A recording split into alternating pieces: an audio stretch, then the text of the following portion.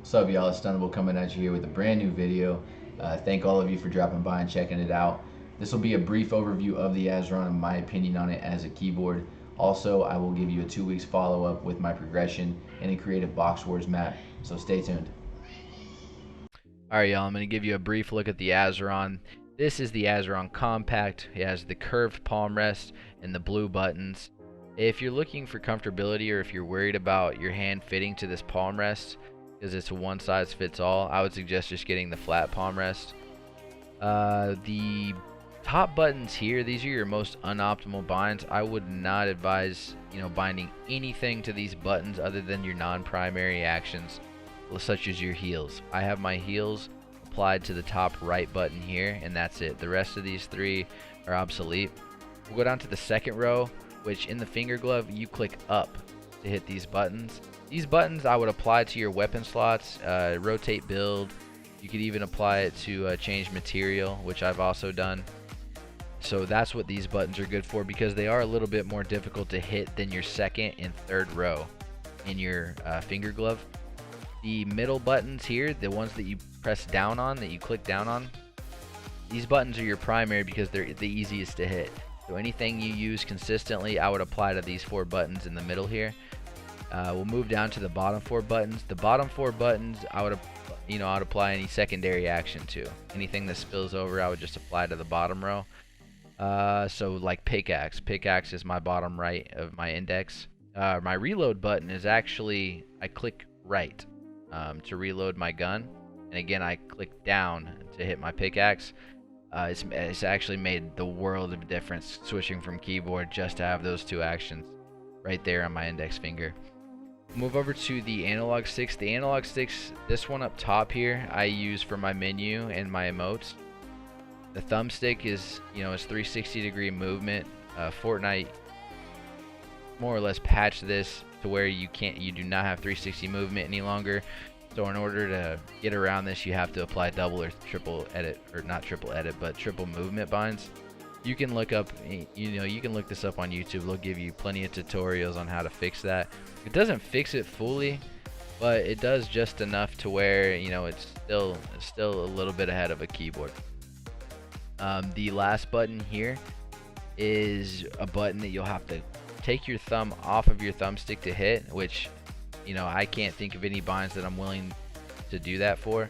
So I've just pulled it out and I've unassigned it. I used to have it on my use button, but moving forward and trying to pick up items was such a hassle that I just moved it to my middle finger, and I just press down to pick up items now, and it's so much better. Yeah, and lastly, we'll end with these screws back here. You can adjust the height of your fingers and the width you want it at.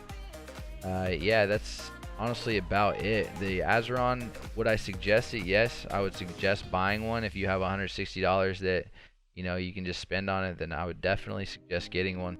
It's going to free up a lot of your fingers, and it's great for mechanical games such as Fortnite. Anyways, I made some clips. I turned it into sort of a montage for you guys. It's not going to be a great montage. What it is it's from a single game in creative that I just scrapped the clips from the 3 rounds that I played, and I made them into a little montage for you guys. So it's not comparable to FaZe. It doesn't have crazy cracked gameplay depending on your skill level. I do think I am proud of it, because within 2 weeks I didn't think that I'd be able to do these things. I thought that I would just be dumbstruck for the first month like I was when I switched from controller to keyboard. Yeah, you guys enjoy. If you like, please leave a like.